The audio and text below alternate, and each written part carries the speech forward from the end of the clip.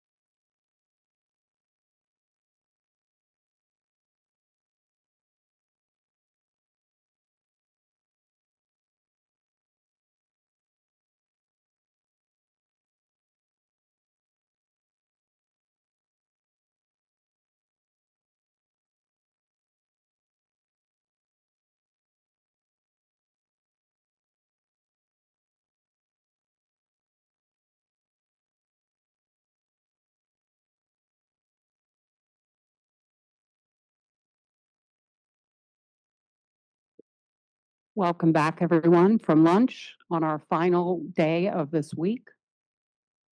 Seeing no cards up at this time, I'm going to turn it over to Tammy. Thank you, Anne Marie, and thank you, committee, once again for your patience.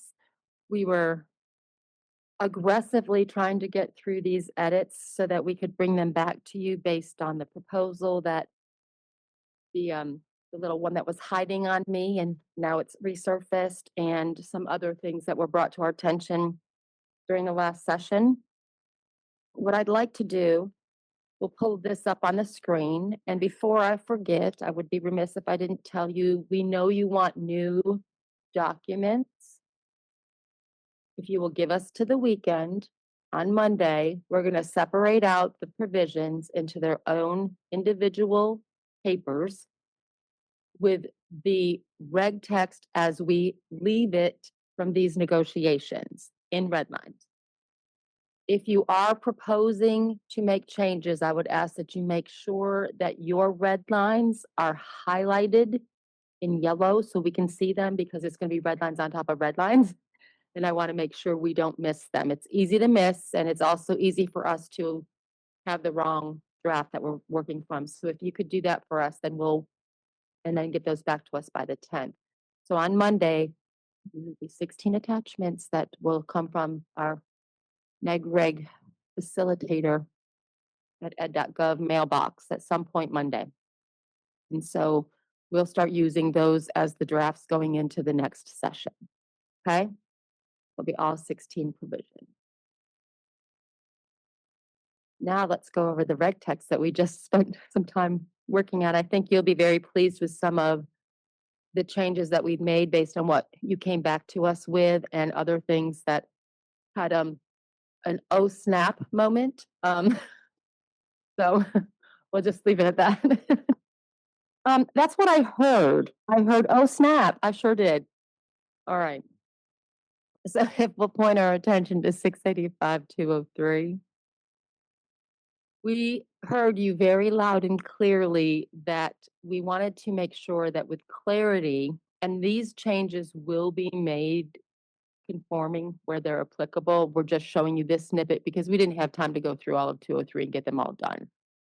And so Renee is upstairs working feverishly trying to do that right now. We have added who is not and has never been a professional student at that institution in Romanet 1. And in Romanet 2, we have added at that institution after professional student. And the reason we've done that is we want to make sure that it is understood in order to get the exception. It's at that institution. It's the same type of program at the same institution. You've received a loan at that institution. And so with that in mind, we've also changed in 6 the limitations for the aggregate loan limits that we took out the student from main 6, and we said the student is enrolled in a program of study at an institution as of June 30th. And then we took out received. This was a very, very long conversation upstairs with a lot of individuals that were really smarter and way above my pay grade in that room. And we finally landed on a direct loan was made for such program of study prior to July 1, 2026. We believe, excuse me, see, I'm getting all choked up. We're so close to ending today. I believe that these changes, the department believes that these changes will provide the clarity that you sought for this particular provision in these 2 areas. May we get a pulse check on that? Those 2 pieces. You repeat them, because there's other provisions that have similar language, I think.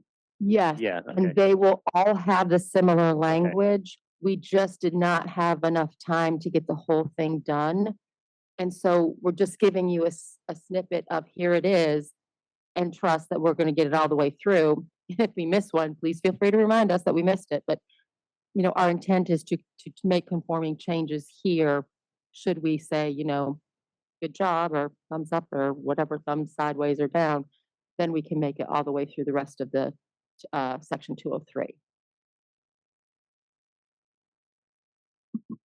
Question from Jenna. Is the at that institution language statutory or that's what we came up with?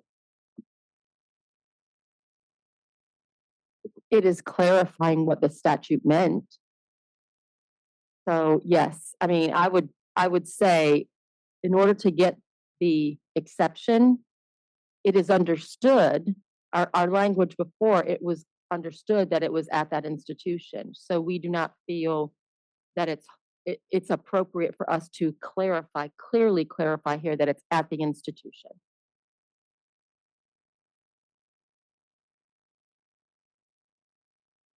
I'm going to give everyone another minute to review what's on the screen before we do that. Jenna? And there's also going to be language coming about I'm sorry, I can't. Is not and has never been a professional student. That was, I feel like, the point of the discussion earlier today. And that's our remedy for it. Yeah. Does that make sense now? Okay. Does anyone need more time? Well, Alex Holt? Sorry, now I'm a little confused. So, is that saying that has ever been designated by that institution as a professional student? It would be whoever fits within the box of professional student, not designation. From the definition. Right, Okay, exactly. got it. Thank you.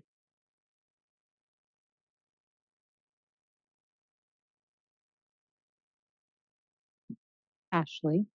Just for the record, I appreciate the changes the department's making. I just haven't had time to really consult with my constituency about the changes.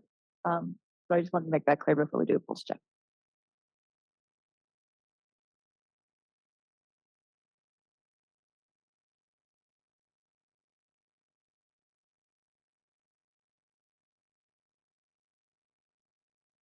Faisal?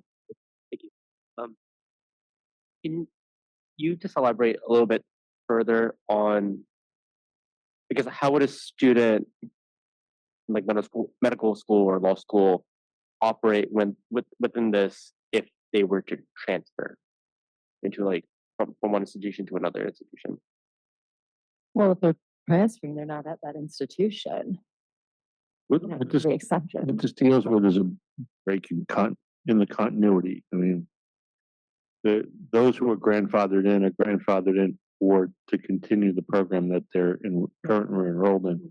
If there's a break, there's a transfer for some other issue there, then you have ceased to be enrolled.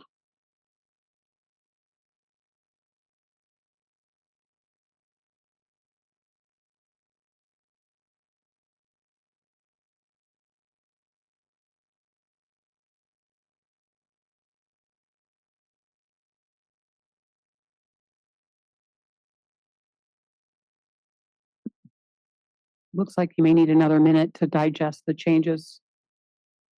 Alex Holt?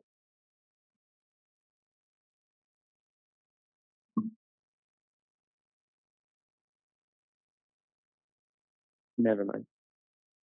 Wait, sorry. So this is grandfathering, right? This is the grandfathering section. Okay. So in the grandfathering section, there's still a $200,000 limit. Okay. So I don't think it can say professional student using the professional student definition, because that would just be the same as the law after 2026. Like if you're a professional student in the new, well, but then it says designated as a professional. Well, it depends how you end up defining professional student. Right. So if they are not a professional student and they haven't been a professional student, then they're considered to be a graduate student. That's So it's in the absence of. that's true moving forward anyway. What's the difference? These are loans made on or after July 1, 26.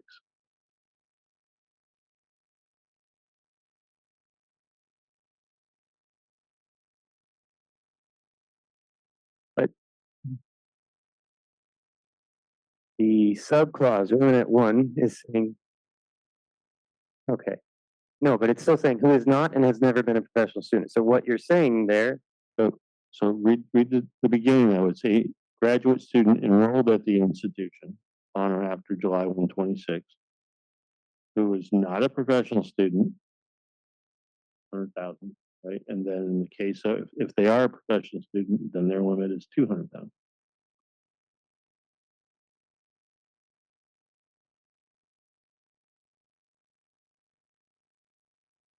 got it. Jenna?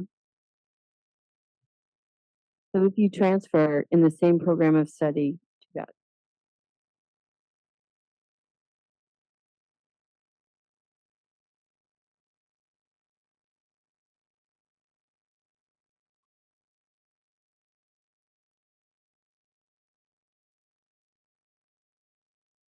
I don't think,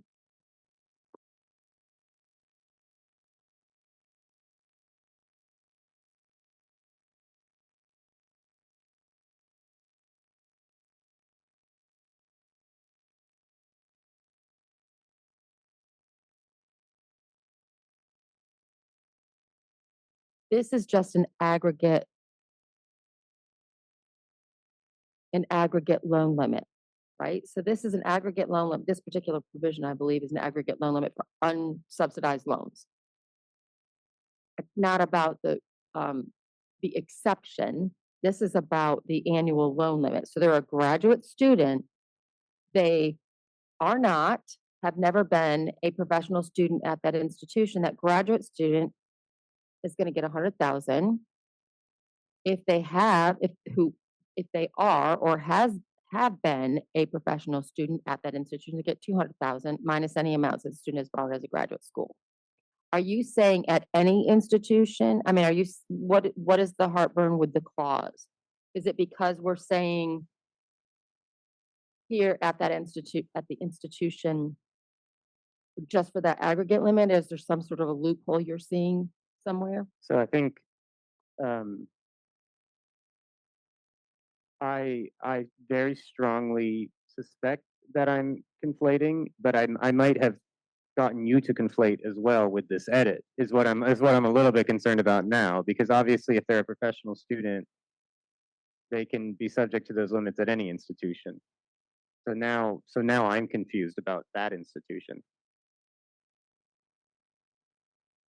We did make this edit because Be- we thought that's what you wanted. But now I'm confused. Sorry, I think I was conflating it. You were thinking about the exception instead of the aggregate loan limit? Yeah, but you guys had a long discussion, so clearly you thought what I was saying made sense, but no. Given it, look, we aim to please here Yeah. at the department. We try to do our best. I to think do we everything in should good faith. Maybe we should all take a look at this.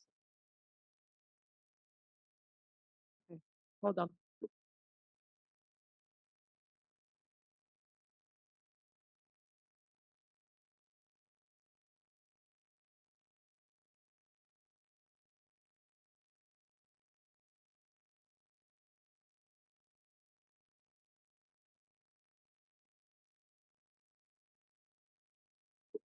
We're gonna put a pause in this because I think you're right. Because I think we were thinking this was on the section of the the exceptions where graduate students would still receive, and I think that's where we intended to put it, and that's not where we put it. So let us take that back. And thank you for being awake after lunch and continuing to question this on us, but I think you're right on that. So we'll take this one back. We're not gonna take a pulse check on this, just kidding. So please don't meet with your constituency group yet. Yeah, I think we just had it on the wrong spot, but our intent was purely right out there. We can go to the next. We have a question first from Jenna. Oh, So then just to clarify, the who has not and has never been a professional student is still an open question. This does not resolve that. No, it's the issue that we were talking about is an issue when we're dealing with the interim exception for the plus loan, grad plus limits. So, and that is tied to the program study that they were enrolled in at the time. I had originally suggested it go in B2. Yeah, We think we agree with that exception.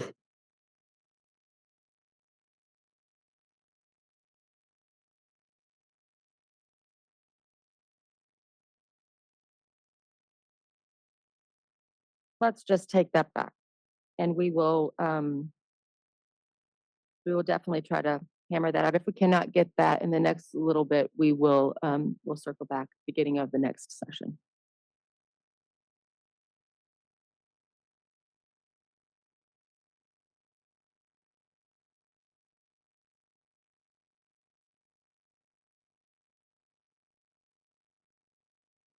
Okay, now we're going to M as in Mary, number 2, same section, 685-203.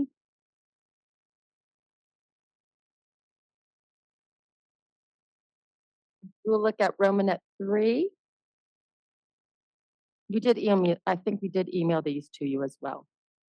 We have added Romanet 3 after that is subject to the loan limitation and explain the need for such limitation to current and prospective students.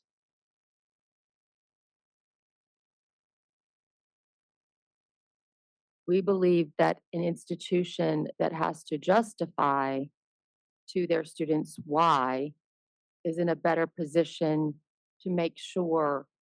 And I think the idea here is we're not trying to, what we're trying to do is have schools look at their programs, look at their costs of education, and making sure that it's in alignment with, so if you're going to reduce their loans, you need to make sure that it's out there and that you explain the reason why.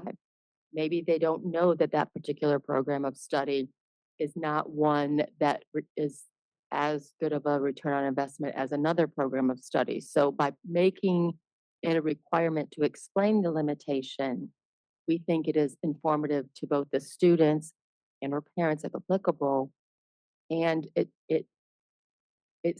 level sets it for everybody. It's right out there in the open. There's nothing sneaky or conspicuous, inconspicuous going on. It's very much in the open, and borrowers can make informed decisions.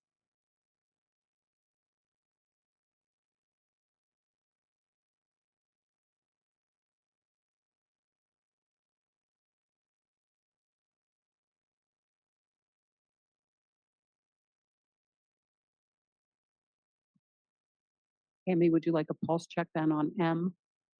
Yes, ma'am. So we're looking at 685-203M. If I could see thumbs, please.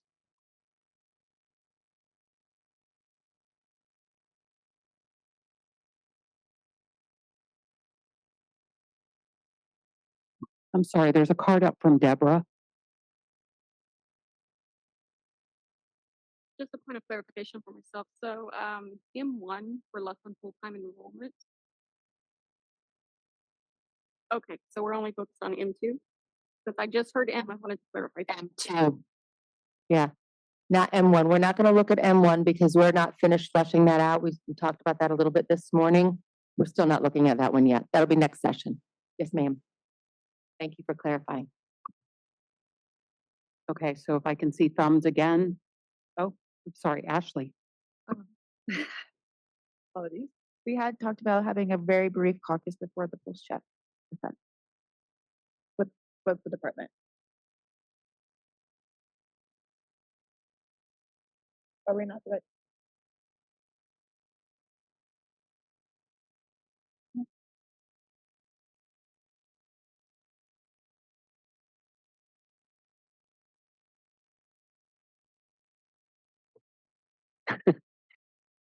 We're fine with a caucus. I know you wanted to do one earlier. We're planning on looking at this over lunch, so I didn't want to shoot the messenger a little bit. Did you want to? Yeah, we would like to do it with public interest, military and veterans, and student borrowers, if possible. Oh, sorry, legal aid. Okay, Jacob, could you repeat that again? Yeah, legal aid, military and veterans, and student borrowers. Not public interest. So we have military veteran, legal aid student borrowers, primary and alternate with the department. Yes, ma'am. And about how much time do you think you'll need? 5 minutes? Thank you.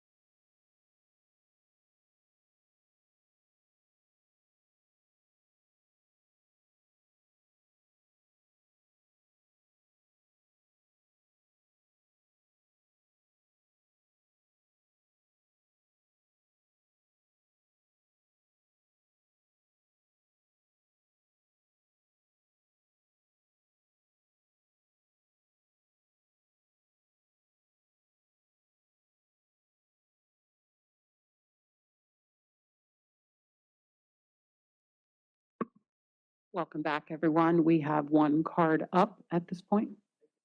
Oh, we have no cards up. So I'll turn it back to you, Tam. Oh, we need a report out. Sorry, we need a report out from the department on the caucus. Yeah, we spoke briefly about 685-203M and specifically the proposal that was raised earlier by legal aid and in regards to how that impacted the language that we came back with.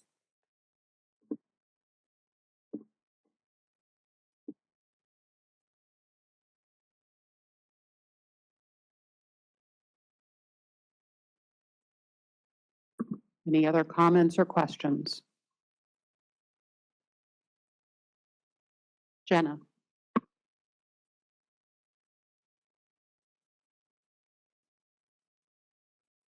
On institutional loan limits, I have 3 questions. Can an institution set a lower annual loan limit, but then on a professional judgment basis, increase the loans up to the federal annual loan limit amount? The statute is very specific that is any program, all students in that program. I do not believe that we would allow that to happen because then that defeats the whole purpose of setting a lower loan limit on the whole program. So no, I don't think we could support that. On the award notification language, the department has told schools repeatedly to use the language aid offer. Can we remove the language award notification from this regulation and change to aid offer? This bill did not make any of those, like, we did not change any of the requirements on an award notification. So I would be hesitant to sit here and say that that would be allowed before researching it. If you would like to submit that as a formal question, we can take a look at it. But at first glance, I'm going to say no to that because we didn't make any changes to that respective requirement. And I think to Tammy's point, if you see some language that's in the current regulation which you think changes what's currently being done, that's what really, that would be the most helpful to us as opposed to like how to apply the proposed regulation in that circumstance. We're really looking for things that might be obstacles that we did not foresee.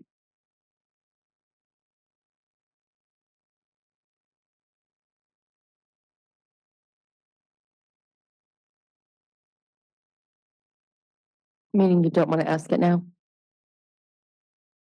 Okay. Your call, not ours. I see no other cards at this time. Well then. We have one more change on 682-215 that we would like to share with you.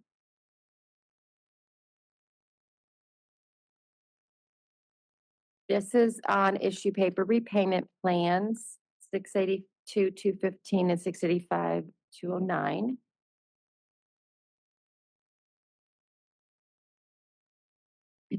We are hopeful that based on the OSNAP, no, this is not the OSNAP moment.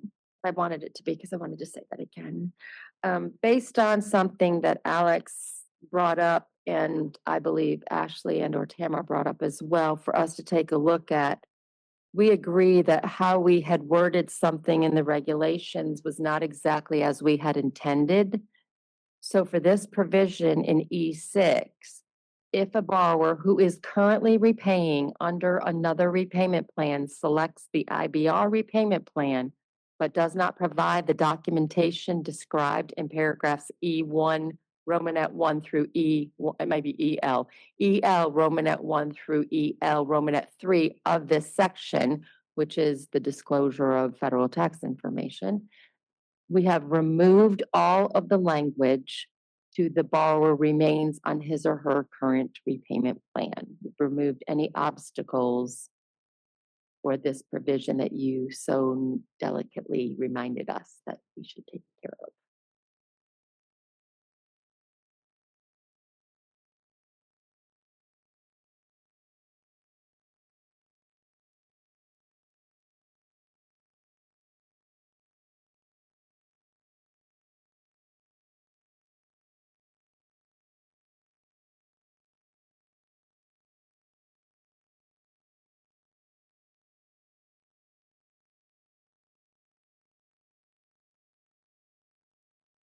So if there are no questions or comments on this one, we'll do a pulse check on this provision. Okay, and then after this, we'll go back to the other provision and do the pulse check because I forgot it.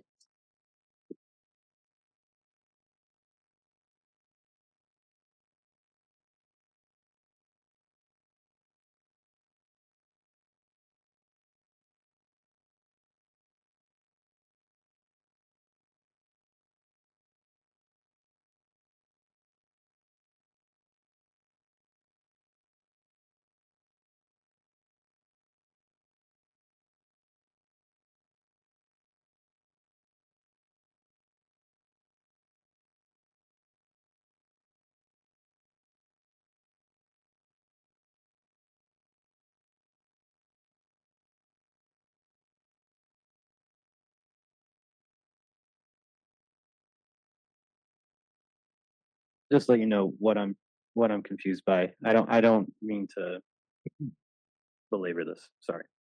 So it refers to E1, Romanet 1 through Romanet 3.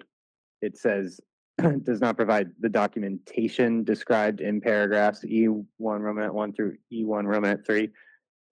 And for no, it's one. I'm sorry. I thought it, never mind. Okay.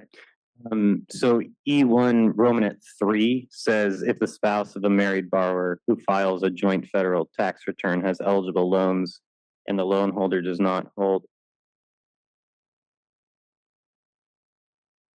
Got it.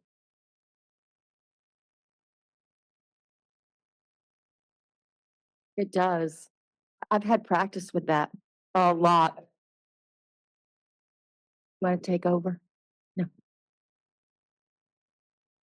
Okay, so we are going to pulse check what is on the screen. Tammy, if you could confirm, we're pulse checking 682, 215, E6.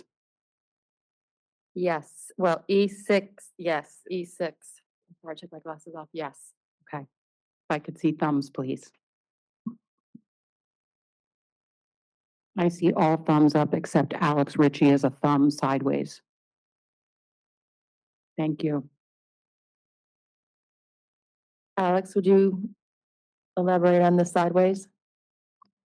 I think I'm reading something too into it, and I don't think my concern is a real concern, but until I take it back with the people that are going to operationalize all of this, I just want to make sure that we're not Absolutely. going to upset the process. Thank you so much. I appreciate that. If we could go back to M2. I just want to do a pulse check on this, given what we've changed and our discussion with our constituency group just a few minutes ago. I'd like to just kind of get a gauge as to where we are on this one as well, please.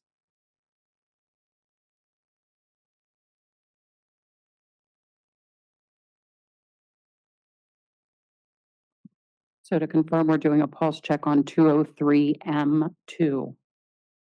Yes, ma'am, and it is on the screen. If I could see thumbs, please.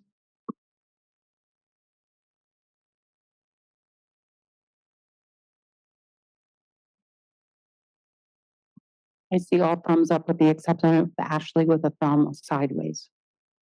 On our conversation, this could be my something else. for the record. Thank you. Very helpful.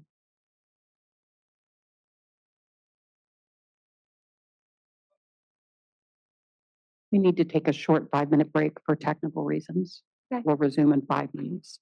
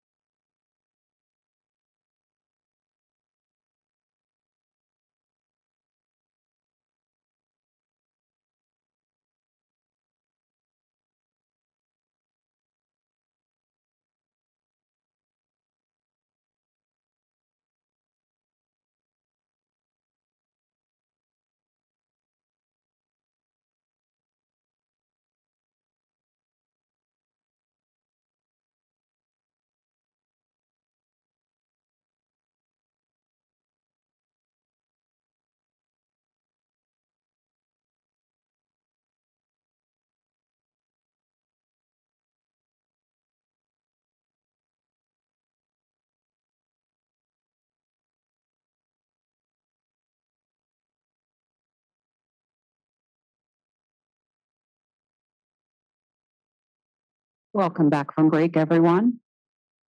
Seeing no cards up at this time, I'm going to turn it back over to Tammy with the department. Thank you. Based on what I see, we have one more regulatory provision, 685-209, to go through. We've gone through and done a pulse check on everything. We have slightly missed the mark on the provision of where we changed the grandfathering for loan limits, and we didn't quite mean to do that. So we will come back and circle back on that one for the second session. Other than that, I think we're in a pretty decent shape, knowing that there are some things that we'll get from you during the course of the next week or so.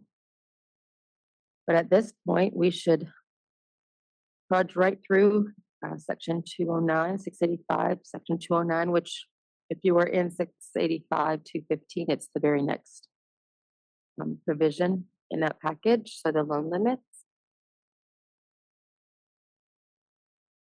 If you're following along, that's page 11 of the document.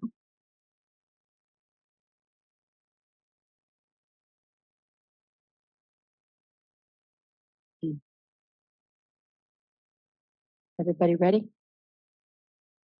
The first change in paragraph A is we've changed from 4 to 5. We've added number 5, the repayment assistance plan, and added the clarifying "and" on paragraph on number 4 there.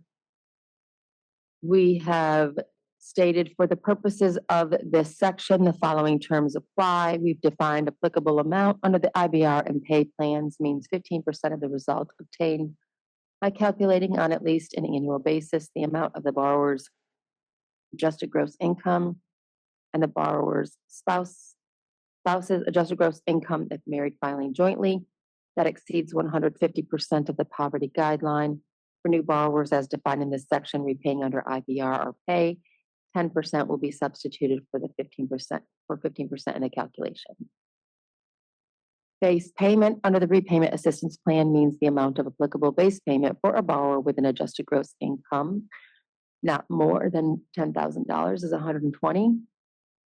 More than $10,000 and not more than $20,000 is 1% of such adjusted gross income. Romanet 3, more than $20,000 and not more than $30,000 is 2% of such adjusted gross income. Romanet 4, more than $30,000 and not more than $40,000 is 3% of such adjusted gross income. Romanet 5, more than $40,000 and not more than $50,000 is 4% of such adjusted gross income. Romanet 6, more than $50,000 and not more than $60,000 is 5% of such adjusted gross income. Number 7, more than $60,000 and not more than $70,000 is 6% of such adjusted gross income. Romanet 8, more than $70,000 and not more than $80,000 is 7% of such adjusted gross income. Number 9, more than $80,000 and not more than $90,000 is 8% of such adjusted gross income. And 10 is more than $90,000 and not more than $100,000 is 9% of such adjusted gross income. And 11, more than $100,000 is 10% of such adjusted gross income. 3, dependent. For the purposes of the repayment assistance plan, this means an individual who qualifies as a dependent under Section 152 of the Internal Revenue Code of 1986 as amended, and who were claimed on the borrower's federal income tax return. For a borrower who filed a federal tax return as married filing separately, dependent shall only include the dependents claimed on the borrower's return.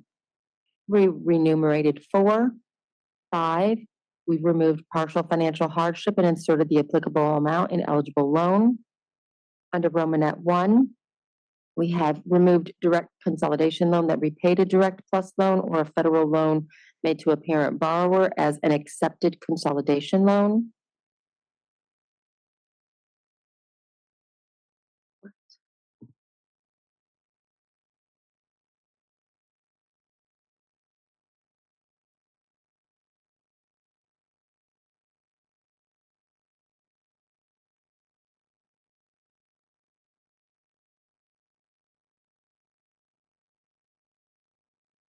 I'm gonna need to look at the screen at this moment, I believe.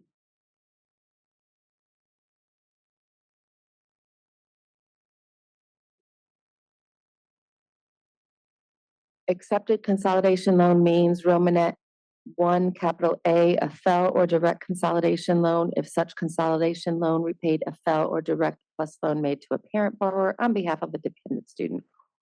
Or paragraph B, a FEL or direct consolidation loan that repaid a FEL or direct consolidation loan described under paragraph B6, Romanet 1, paragraph A of this definition that repaid a FEL or direct plus loan made to a parent borrower on behalf of a dependent student, and Romanet 2 between July 4th, 2025 through June 30th, 2028 excludes a loan described under paragraph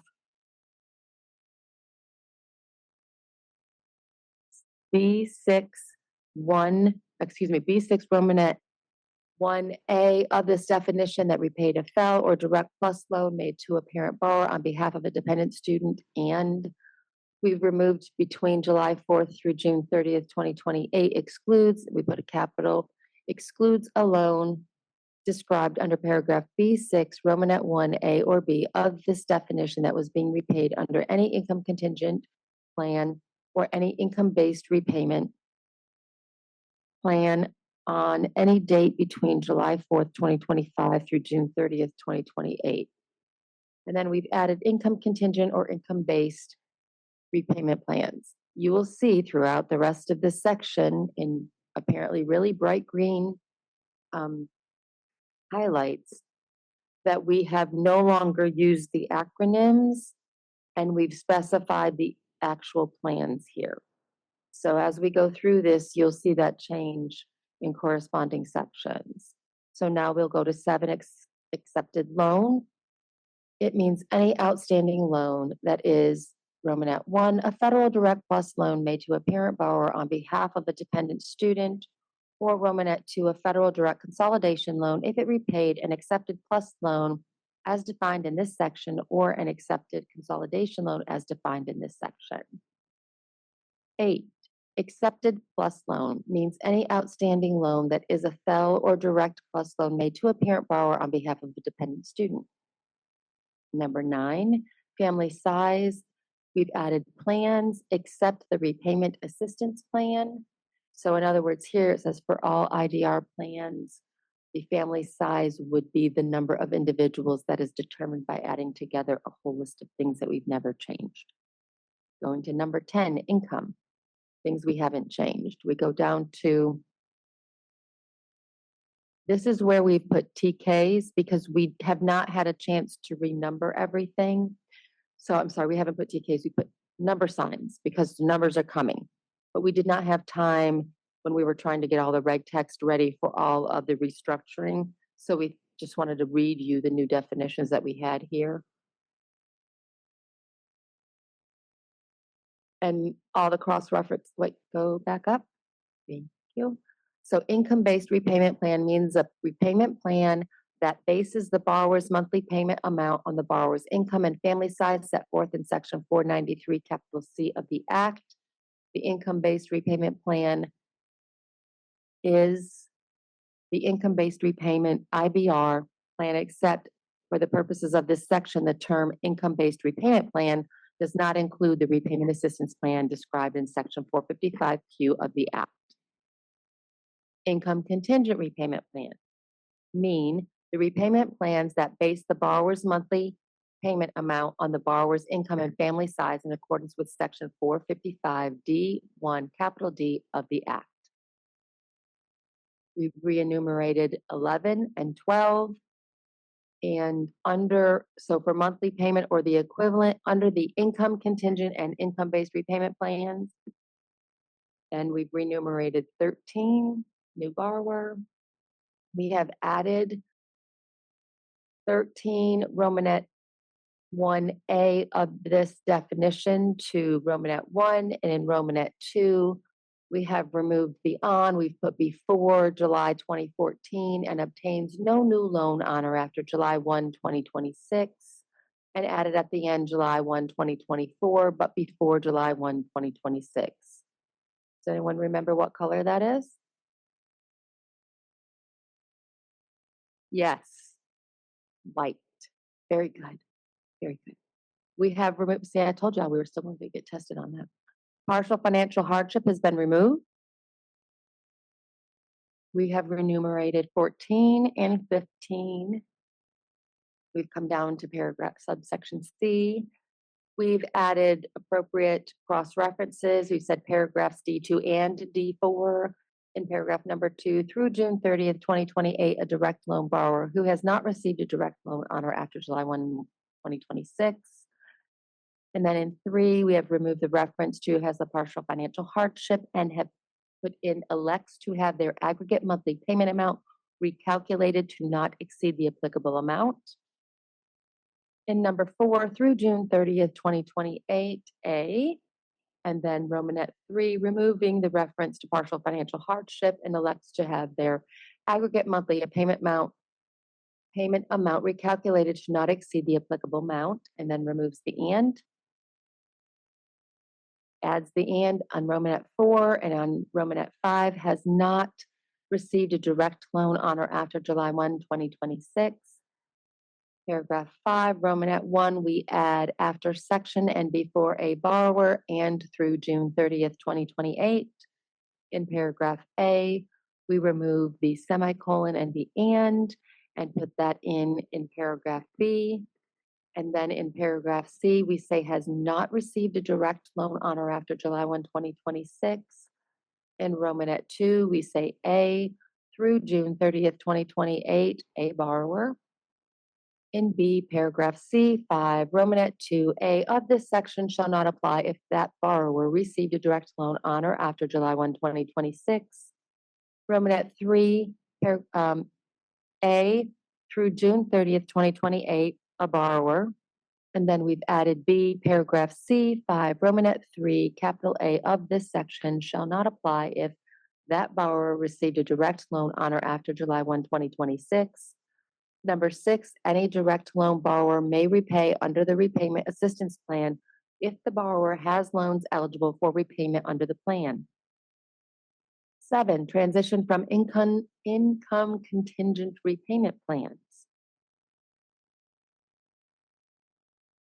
Romanet 1, before July 1, 2028, a borrower repaying direct loans under, we've crossed out the pay and ICR, and we've put in an income contingent repayment plan, respectively under paragraphs A1, A3, or A4 of this section, or who is in an administrative forbearance as defined under 685-205B, associated with income contingent repayment plans, must elect to repay those direct loans under one of the following repayment plans for which they are otherwise eligible before July 1, 2028. Paragraph A, the repayment assistance plan under paragraph A5 of this section. B, the income-based repayment plan under paragraph A2 of this section. C, the standard repayment plans under 685-208B1 or B2. C, the graduated repayment plans under 685-208B5, B6, or G7. D, the extended repayment plans under 685-208B3 or B4, or E, through June 30th, 2028, the income contingent repayment plans respectively under paragraphs A3, A4 of this section. Romanet 2, a borrower who elects to repay their loans under paragraph C7(1) of this section shall begin repaying under the terms of their elected repayment plan on July 1, 2028. Notwithstanding the foregoing, the borrower may elect to repay their loans earlier than July 1, 2028.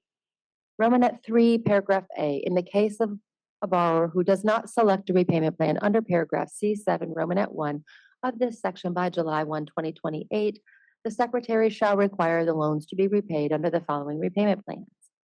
1, the repayment assistance plan under paragraph A5 of this section for the direct loans eligible to be repaid under such repayment plan, or 2, the income-based repayment plan under paragraph A2 for the direct loans that are ineligible to be repaid under the repayment assistance plan. B, the Secretary will require the borrower to repay their direct loans that are in repayment status in income contingent plan or an administrative forbearance associated with an income contingent plan under the terms of the applicable plan under paragraphs C7, Romanet 3, capital A, italicized 1 or italicized 2 of this section on July 1, 2028. Paragraph 1 under D through June 30th, 2028, the following. We have removed did not repay a direct parent plus loan or a federal parent plus loan are not accepted consolidation loans. We've added are not accepted consolidation loans. Paragraph 2, we've changed the income-based, we've changed to the words income-based repayment and removed the acronym. And at the end of the sentence, we have removed did not repay a direct plus loan or a federal parent plus loan and included the words are not accepted consolidation loans. Number 3, we've added through June 30th, 2028, we've removed direct consolidation loans that repay direct parent loans or federal parent plus loans and inserted the words accepted consolidation loans. Brand new paragraph 4, the following loans, including defaulted loans, are eligible to be repaid under the repayment assistance plan: direct subsidized loans, direct unsubsidized loans, direct plus loans made to graduate or professional students, and direct consolidation loans that are not accepted consolidation loans.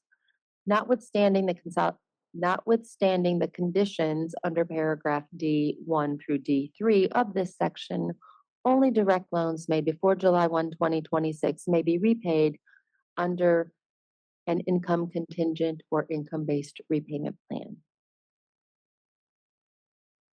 E1, Romanet 1, we have inserted the repayment assistance plan before repay, and we have removed the acronym for income-based repayment and inserted the words.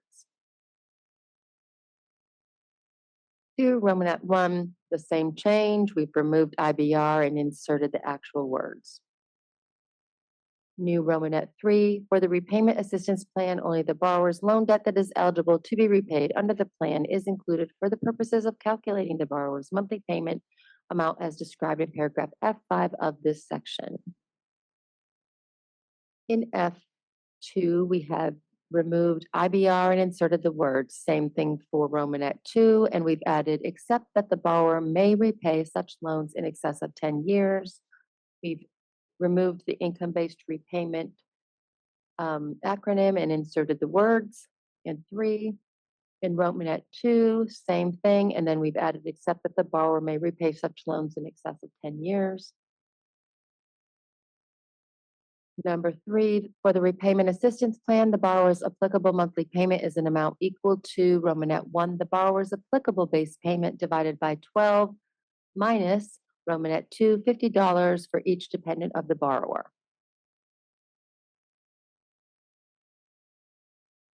In 3, Romanet 1, monthly payment amounts calculated under paragraph F5 of this section will be adjusted in the following circumstances. In cases where the borrower's monthly payment amount calculated under paragraph F5 of this section is less than $10, the monthly payment is $10, except that a borrower's final payment may be less than $10. Paragraph B, in cases where borrower's total outstanding balance on all loans being repaid under the repayment assistance plan is less than the applicable monthly payment amount as calculated under paragraph F5 of this section is less than $10, the applicable monthly payment shall be the total outstanding balance. In 2 Romanet 1, we've removed IBR and inserted the words income-based throughout the section twice, and then in Romanet 2, the same thing, income-based repayment. In number 4, under the repayment assistance plan, during all periods of repayment on all loans being repaid under the repayment assistance plan, the secretary does not charge the borrower's account for any accrued interest that is not covered by the borrower's payment for that month. Under changing repayment plans, or under interest capitalization, J1, under the repayment assistance plan, we've removed repay, pay, and ICR and inserted income contingent repayment plans. In paragraph 2, we've removed IBR and inserted the words. In Romanet 3, we've removed IBR and inserted the words, and same thing under K, 1, we've removed IVR and inserted the words. In 2, we've inserted income-based repayment and removed IBR. Number 4, for the income contingent and income-based repayment plans, a borrower receives a month of credit towards forgiveness by Romanet 1A, notwithstanding paragraph K41, capital B of this section, making a payment under an IDR plan or having a monthly payment obligation of 0. Paragraph B, for the IBR, we've removed IBR and inserted income-based, and we've removed the pay and ICR and inserted an income contingent payment. And that whole section B or paragraph B means for the income-based repayment plan only, making a payment on or before June 30th, 2028 under an income contingent repayment plan or having a monthly payment obligation of 0. We've removed the IBR and inserted income-based repayment in paragraph 5. We have removed IBR and inserted the words income-based repayment in Romanet 2. We've added 7, in a case where a borrower repaying under the repayment assistance plan, the borrower receives forgiveness of the remaining balance of the borrower's loans after the borrower has satisfied 360 monthly payments or the equivalent in accordance with paragraph K8 of this section over a period of at least 30 years. 8, for a borrower repaying at least one loan under the repayment assistance plan, Romanet 1, to qualify for loan forgiveness, the borrower must have A, participated in the repayment assistance plan during any period, made their final payment under such repayment assistance plan prior to loan cancellation, and C, made 360 qualifying monthly payments, which includes any of the following. 1, an on-time monthly payment made by the date the payment is due for that month in accordance with paragraph F5 of this section. Number 2, an on-time monthly payment made by the date the payment is due for that month under the tiered standard repayment plan in accordance with section 685-208C1. 3, a monthly payment under any other repayment plan excluding the repayment assistance plan of not less than the monthly payment that would have been required under a standard repayment plan amortized over a 10-year period. Number 4, a monthly payment under the income-based repayment plan in accordance with this section of not less than the monthly payment required under the plan, including the minimum payment permitted under that plan. 5, prior to July 1, 2028, a monthly payment under an income contingent repayment plan under this section of not less than the monthly payment required under the applicable plan, including the minimum payment permitted under such plan. 4, prior to July 1, 2028, a monthly payment under an alternative repayment plan in accordance with section 685-221 of not less than the monthly amount required under the plan, including the minimum payment permitted under that plan. Or 7, a month when the borrower received an unemployment deferment as provided under section 685-204F or economic hardship deferment as provided under 685-204G. Or 8, a month that ended before July 1, 2026 when the borrower did not make a payment because they were in a period of deferment or forbearance as follows. A cancer treatment deferment under section 455F3 of the Act. B, a rehabilitation training program deferment under section 685-204E. C, an unemployment deferment under section 685-204F. And all the way down, we've just kept all of the forbearances that will count, forbearances and any deferments that will count as a payment.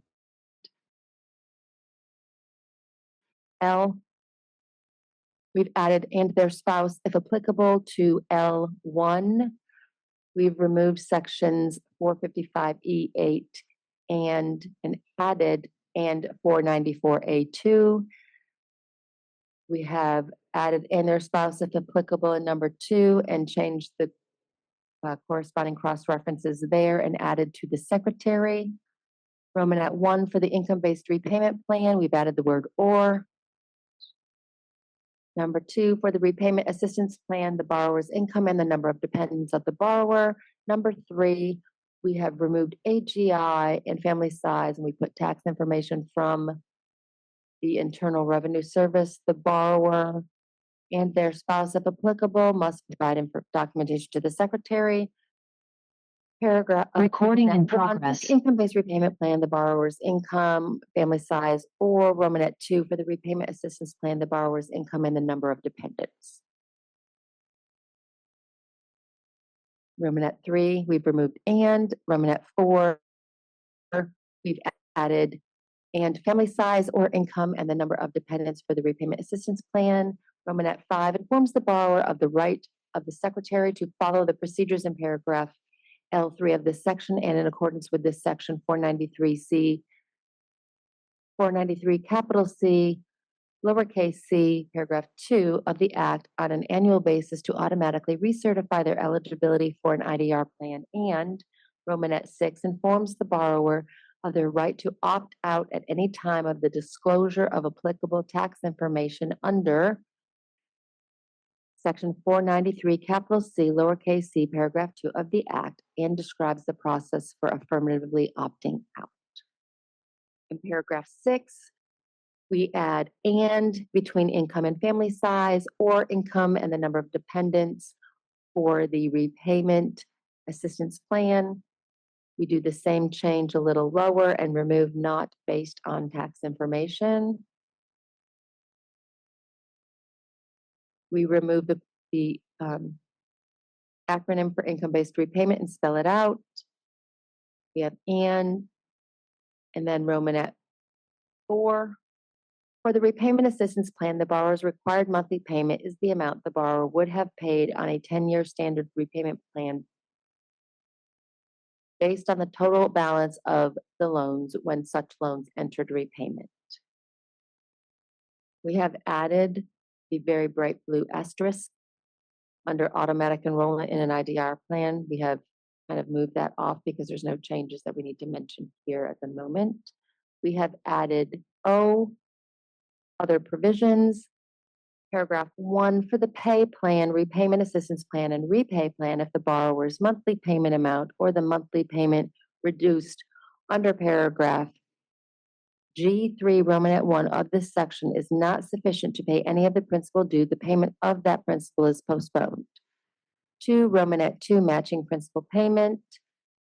In the case where the borrower is not in a period of deferment under Section 685-204 or forbearance under Section 685-205, and the borrower's monthly payment as applied in paragraph F5 Romanet 1 of this section reduces the outstanding principal balance by less than $50, the secretary reduces such total outstanding principal of the borrower by an amount that is equal to A, the lesser of 1, $50, or 2, the monthly payment made, minus B, the amount of the monthly payment that is applied to such total outstanding principal balance. Oh, hallelujah. That's it. Phew. Anyone else fall asleep? Because I certainly would have. Don't say yes. Ashley, I was just gonna say that Tamara and I are gonna switch for this section. We're just gonna switch for this section. I'm just saying, before we start commenting. so that's Tamar Hoffman coming to the table.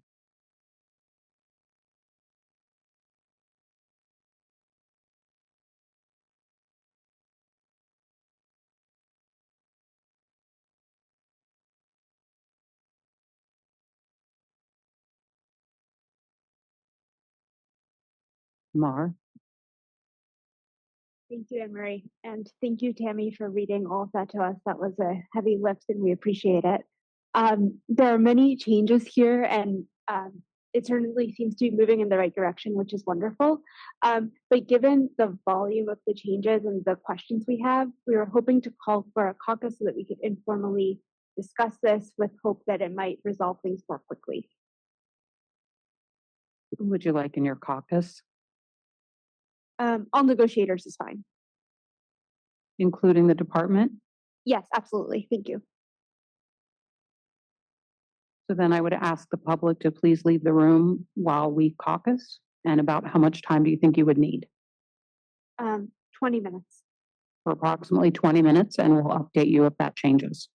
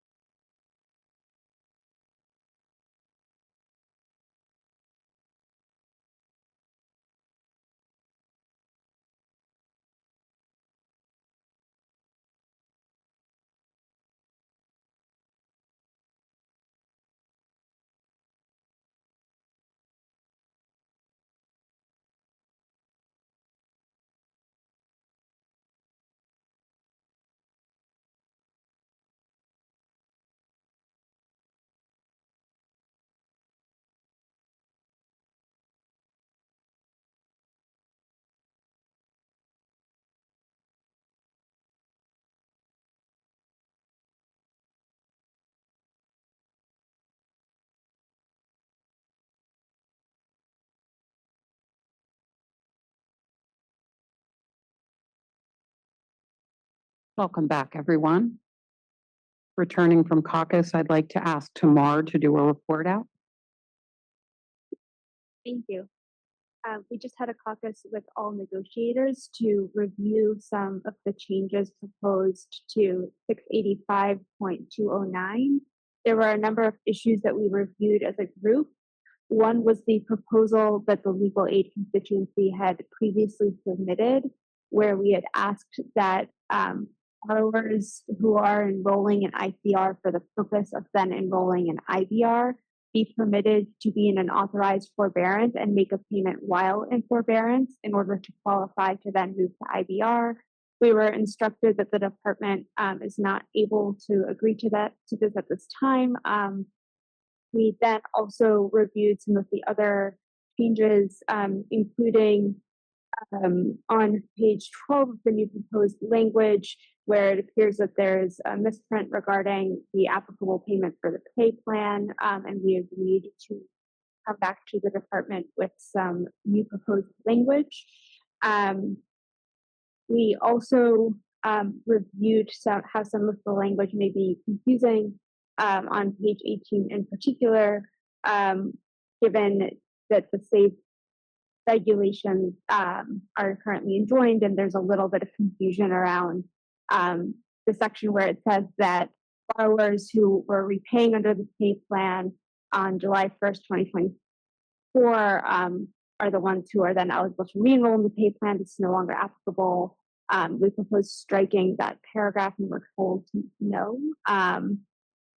And I believe that was, and there was also a numbering issue brought to the attention of the department that I believe will be fixed. If I've missed anything, please fill in the blank.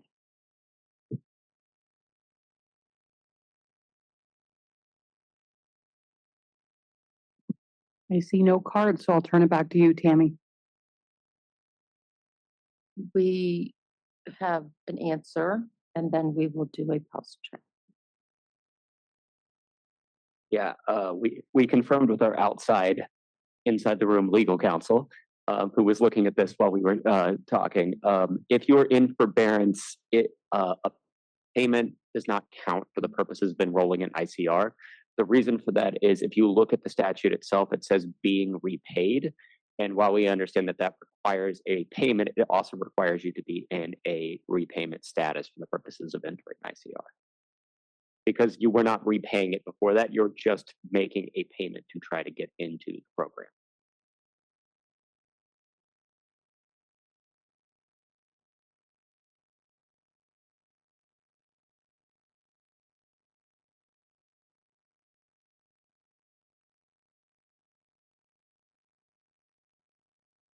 Are we ready for the pulse check?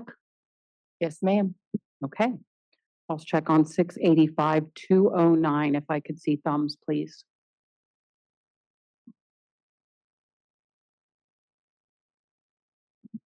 I see thumbs up with the exception of thumbs in the middle for Alex Ritchie, as well as Faisal Solman and Tamar Hoffman.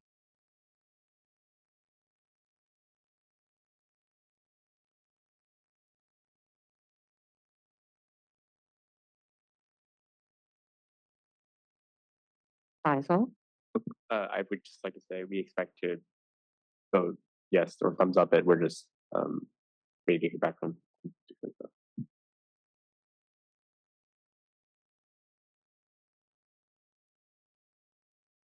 Any other comments?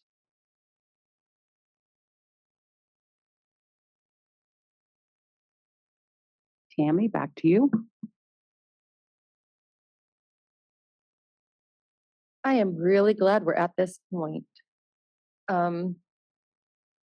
We have made incredible progress over this week from where we started. We have learned so much from each of you. You have found your voices, and you're certainly not scared at all or shy to share them with us. And we really appreciate that, because the whole purpose of negotiated rulemaking is for us to get it right and you to help us get it right. You can tell by all of the back and forth edits that we've been making that you have really made a difference. And we are so excited to continue working with you guys in another week. My takeaways that I am understanding that I am supposed to be doing, which I had written down and then I moved my paper and I can't find it, are we are going to go back in 685-203B and fix the right provision that we thought we were fixing by fixing the other provision that wasn't supposed to be changed. So we're not looking at the aggregate loan limits. We're going to go back into B and we're going to fix the clauses about that institution and borrowing under the interim exception. So we'll take care of that and we'll get that out to you. The second takeaway I have is that we are to give you new discussion drafts that are no longer going to be discussion drafts. They're going to be regulatory provisions. You'll get 16 regulatory provisions in red line text for you to make proposals on. Should you make changes to those regulatory provisions and they are in red line, please highlight them.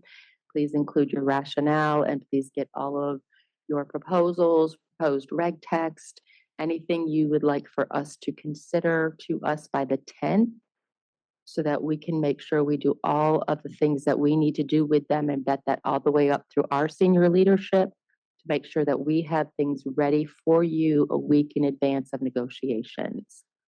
Do you have any questions for the Fed team at the table? Faisal? I know there was some discussion just around some regulatory texts affecting student veterans and our constituency. Will we? Yes, sir. Let me put that. Thank you so much. That's the third thing. We'll, Thank you. if somebody from my, oh, it's on my list.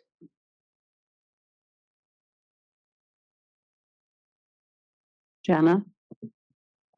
I'm sorry. I'm not confirming it's going to be reg text. I'm confirming we're going to circle back with the respective response. No, that's fine. Thank you. I just didn't want to get it lost. Yes, absolutely. Thank you. But I didn't want to misspeak. Sorry, Jenna. So it was very helpful yesterday when we did that review of what's been pulse checked. So that when I went home last night, I could look at what we were going to look at today. What are the open items that haven't gotten the positive pulse check? Can we have a list?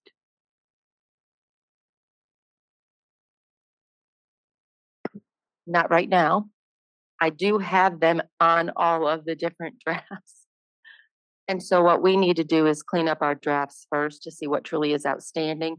The one outstanding item is the language that we did not put in the right place. So that 685-203B, I think it's in B that we're supposed to make that change. I know that that's one thing.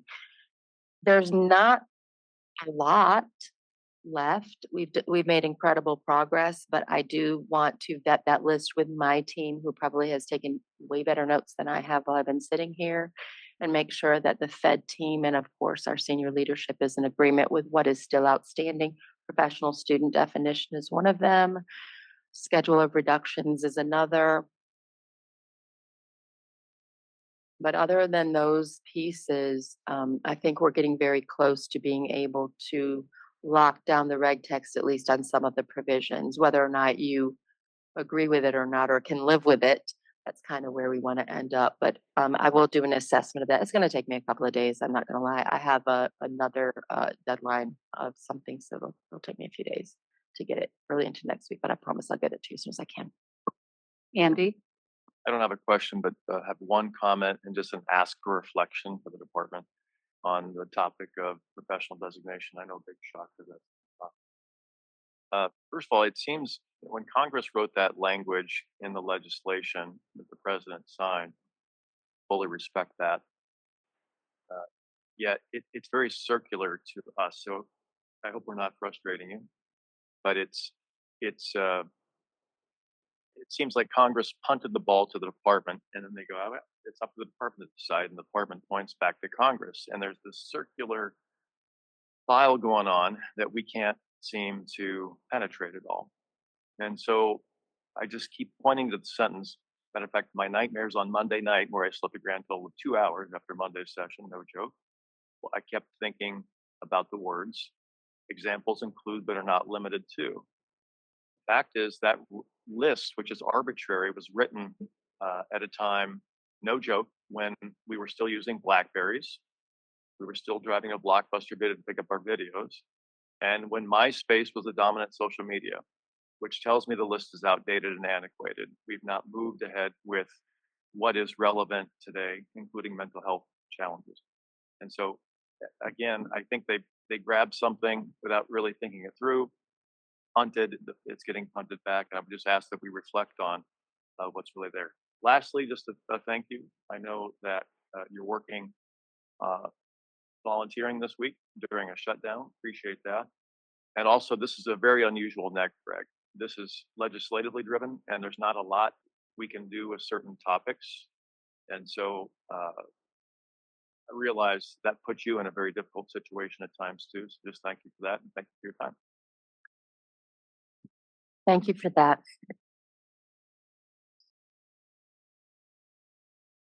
We're not going to revisit professional student definitions. We've done enough of that, and I appreciate your comments, and I appreciate all of the formidable discussion that we've had throughout the week. But we are going to close early. So, on behalf of Secretary Linda McMahon, Undersecretary Nicholas Kent, Deputy Assistant Secretary Jeffrey Andrade, and Jacob Lalo, and the federal team, thank you, committee, for working with the department during these negotiations. And as always, a big thank you to our public for their participation. They probably never want to hear the word caucus again. Additionally, we really do want to give you a hearty thank you and extend our deepest appreciation for the considerable work done by our conference and event management team in the back and the technical staff.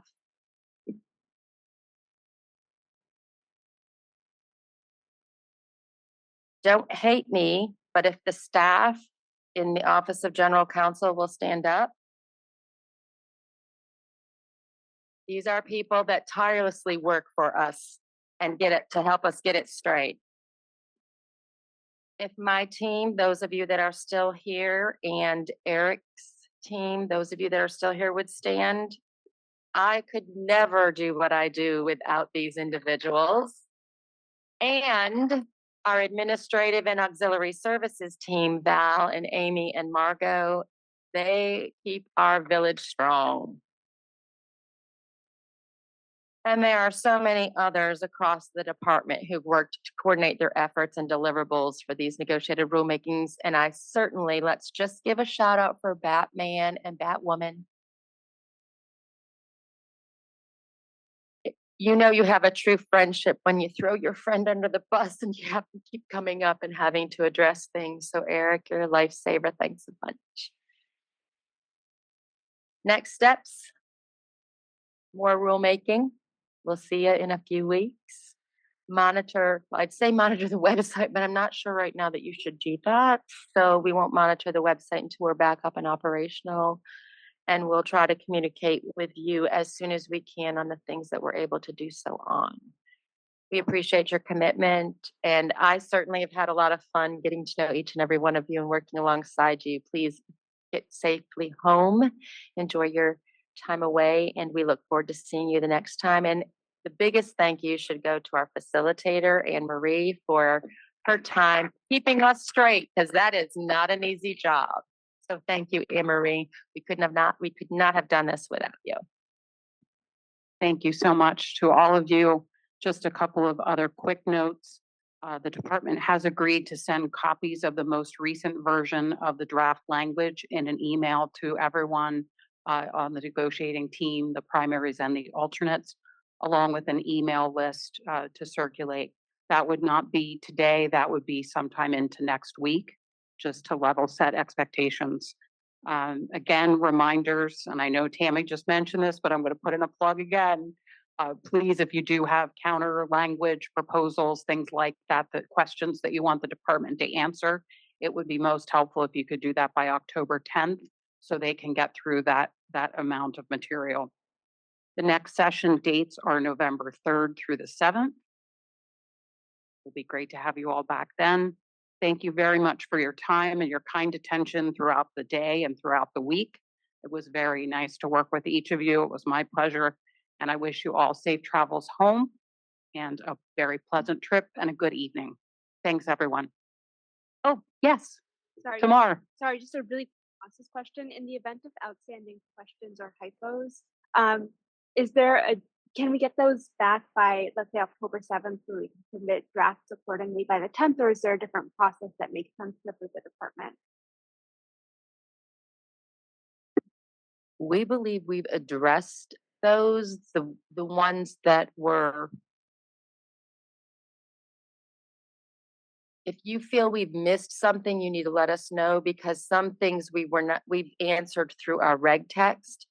And we've answered saying, no, we're not going, this is not something that we would do. And so if we've missed something, let us know, and I'll look back through the notes to see if maybe perhaps we just didn't clearly, identify it, because it could happen. We've had a lot of stuff coming in, but in my recollection, I've gotten through all of those. So if there's something outstanding, please feel free to let us know, and we'll try to circulate that back as soon as we can. Thank you, much appreciated. Thank you again Absolutely. so much.